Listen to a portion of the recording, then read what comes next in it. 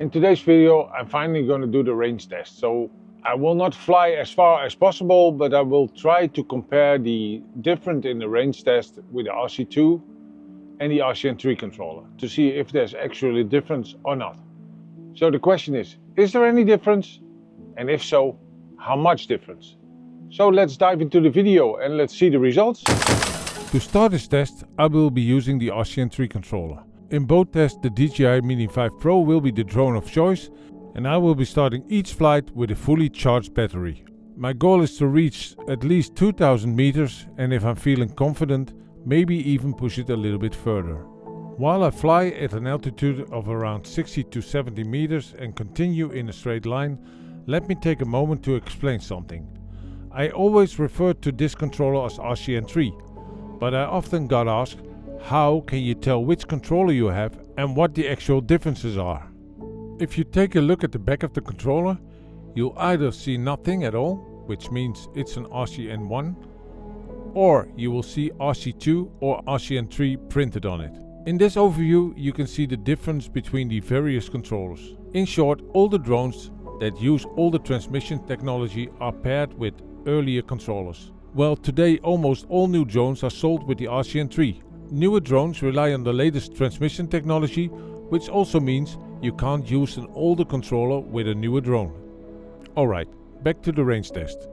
The two things we are paying close attention to are the transmission signal strength and, of course, the distance. They will give us some good indication on how well each controller performs as we push the Mini 5 Pro further and further away. In my previous range test with the Neo 2, I managed to reach about 1700 meters. However, that wasn't because I lost signal or ran into transmission issues. The limiting factor was simply the battery, so I had to turn around before I could push the range any further. We've now reached the same 1700 meter mark as in my previous Neo 2 test, but as you can see, the battery is only down to 87%. So this time we have plenty of power left and we can continue much further. So the original plan was to fly out to 2000 meters, but as you can see, I'm still not seeing any real limitations in either signal strength or battery capacity. I don't want to push things to the absolute limit, but I might be brave enough to keep going and see if I can reach 3000 meters. The footage has been sped up slightly, but at a top speed of 45 kilometers an hour, the Mini 5 Pro covers ground much faster than the Neo 2, which was flying at around 30 km per hour during my previous test. We are now approaching the 3000 meter mark, which is where I'm going to turn around. As you can see, the transmission signal is still at 100% and the battery is sitting at 80%. In theory, I could keep going much further, but for the purpose of this test, this is more than enough. I have never flown this far before, so I'm quite happy with the result. As I reach the 3000 meter point, the signal drops by 1 bar. But even then, the connection is still perfectly usable. I've sped up the return flight as well. But one thing that really stands out is how far away it ended up from my original takeoff point. Despite flying all the way out to 3000 meter and back, I still landed at 75% battery remaining. That shows just how efficient the Mini 5 Pro is on a flight like this.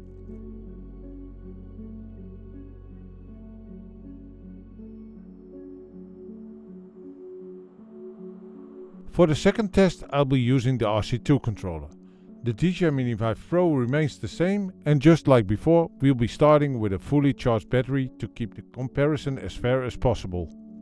Just like the RC-N series, there are two versions of DJI's built-in screen controllers, the DJI RC and the DJI RC2. You can tell which one you have by looking at the back.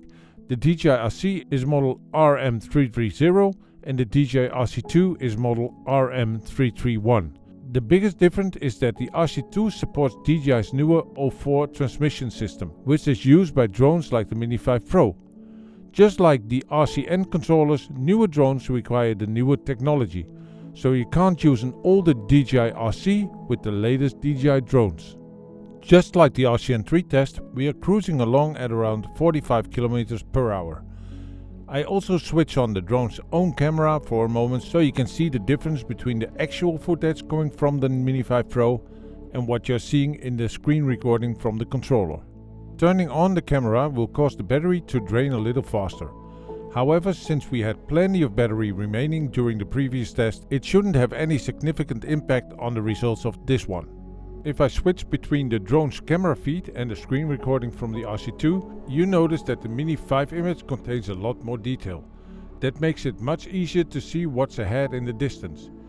If we were to keep flying straight, we'd eventually reach those 2 wind turbines on the horizon. They're about 8 kilometers away. That's a distance that's simply not achievable for this drone. We've now passed the 2000 meter mark again, and this time I can already see that the RC2 has lost 1 bar of transmission signal. I made sure that the antennas were positioned correctly before taking off, so that's already a noticeable difference compared to the RC-N3 test. I continue flying to the 3000 meter mark, and then I will turn around. The battery at that moment will be 77%, so in the first test that was 80%. So recording with the drone's camera seems to have used about 3% extra battery.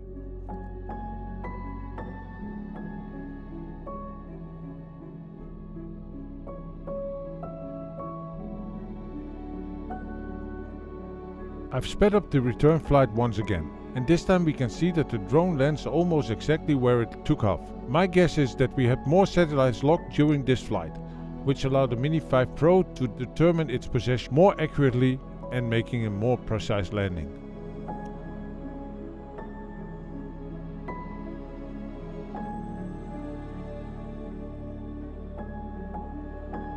So, what did we actually learn from this test?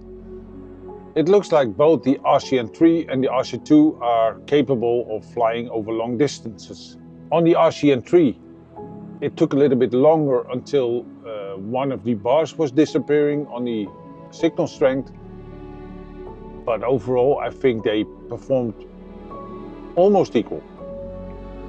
So, yeah, probably I can do another test by seeing how far I can actually push it. I did have much battery left, but I don't know if that's actually very useful because, yeah, after 100 meters, I can't already see the drone anymore. It's only nice for having really good footage. So let me know in the comments what you want me to do. Fly further, extend my test, or do something else. Maybe fly it in sport mode and see what happens. That's also a possibility. Let me know so I can do it, and see you in the next video.